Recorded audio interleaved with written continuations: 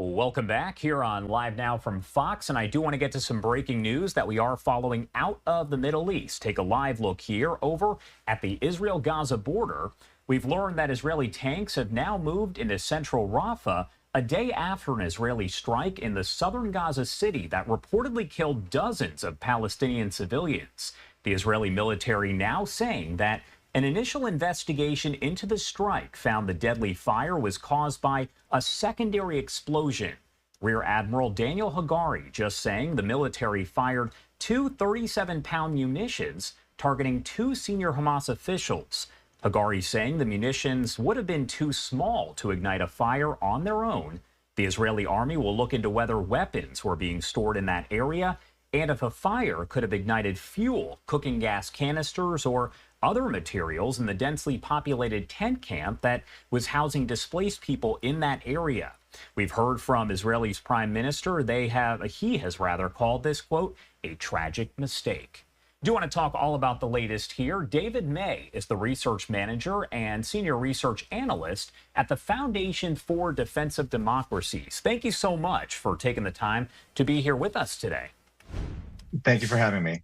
Of course. Well, first off, I do want to talk about this initial investigation that Hagari was talking about there. Can you kind of break down your thoughts? Because it seems as though this was the initial indication after this all happened, but now we're hearing from Hagari himself, who is saying this appears to be the case. Yeah, so when something like this happens, there's a pretty fast rush to beat the news coverage and to frame it in a way that's favorable towards Israel.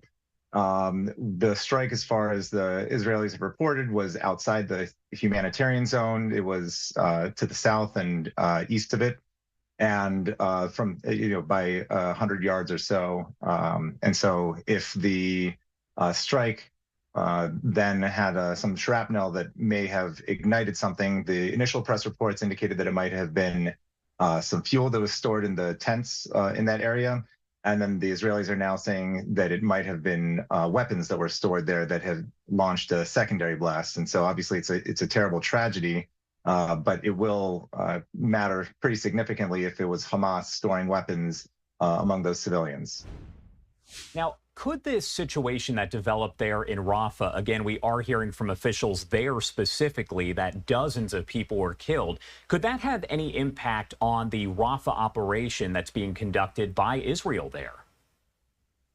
So currently there's two operations being conducted. One is the kinetic operation that's between the armed forces, and the other one is the political operation in order to give Israel the space that it needs in order to conduct its operations. And so this is obviously a terrible setback for Israel on the political arena.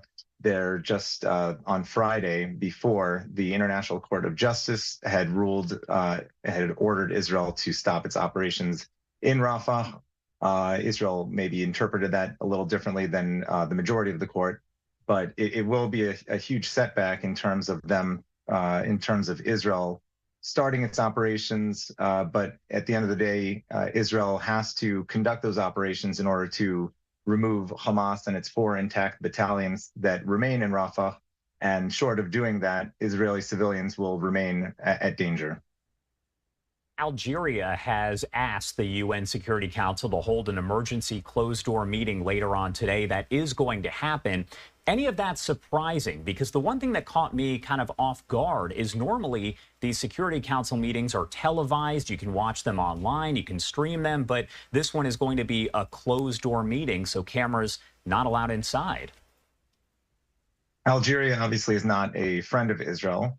And I guess when it comes to the Security Council record, in terms of recent voting, it's basically been the world against the United States. Even the European allies of the United States has not been able to get alignment there. And so the United States is an outlier in terms of its defense of Israel and also opposing Hamas.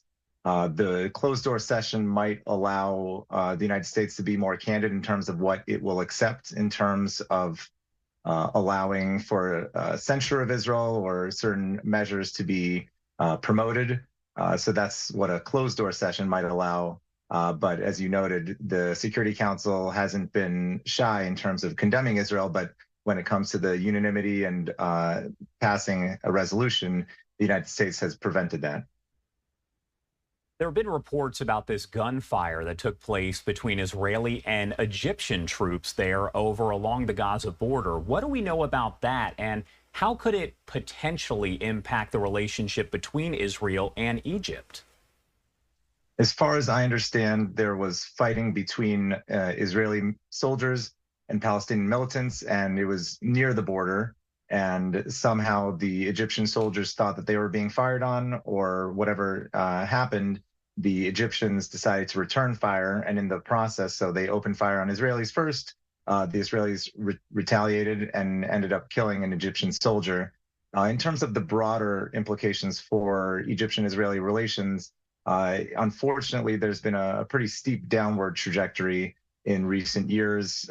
Egypt used to be basically the mediator, the facilitator, the party that was able to achieve certain negotiations and agreements between Israel and Hamas. But one of the reasons why they have been so opposed to Israel operating in Rafah is because Israel has already uncovered many tunnels that cross between Rafah and Egypt.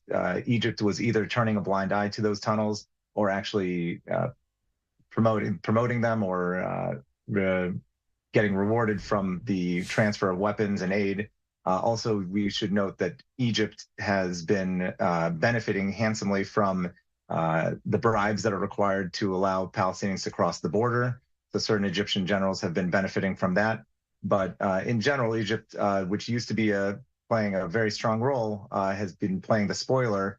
And especially since it's the first country to normalize relations with Israel, it's a pretty big step back.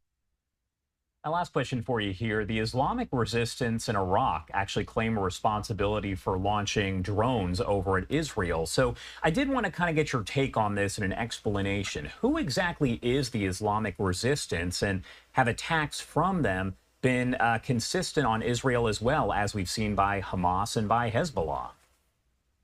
So the Islamic resistance of Iraq, they're a loosely affiliated organization. They're tied to the Popular Mobilization Forces out of Iraq. They're a Shia-based group.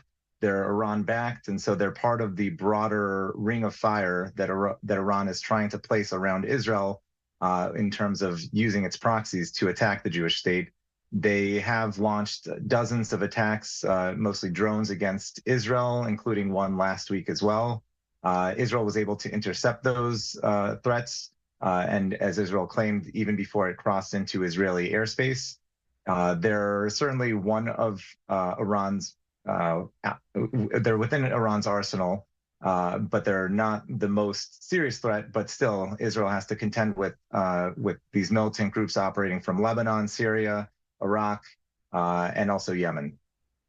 All right, David May, thank you so much for taking the time to join us and break down some of the latest developments here. I say it all the time, but they happen a lot. Now, is there any other information, anything you want to add here before I let you go?